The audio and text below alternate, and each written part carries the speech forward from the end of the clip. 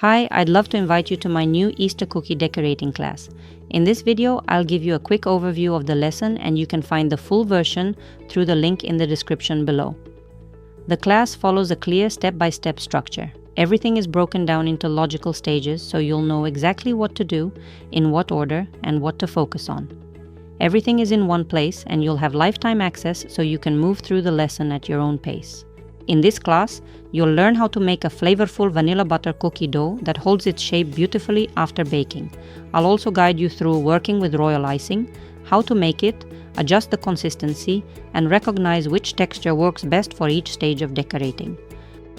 In this class, I'll also show you how to work with color using a minimal set of food colorings. Instead of relying on a wide range of pre-made shades, we'll mix core colors to create new tones and build a cohesive palette. This approach means you don't need to buy dozens of different dyes. You'll understand how to combine base shades to create the colors you need on your own. The shapes for this set can be cut using custom cutters that I designed specifically for this class. The class includes STL files for printing the cutters on a 3D printer, as well as printable paper templates. If you have access to a 3D printer, you can print the cutters yourself. If not, simply use the paper templates. Either way, you'll be able to recreate the set easily.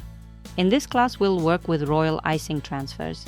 You'll see how to create clean decorative elements and incorporate them into your designs. We'll cover building a clean outline, achieving a smooth flood, and working in the wet-on-wet technique. You'll also see how one base shape can be transformed into different finished looks by adjusting details and visual focus.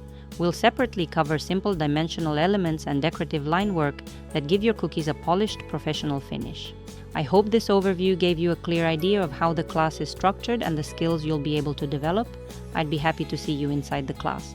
And now, let's take a look at a few moments from the decorating process.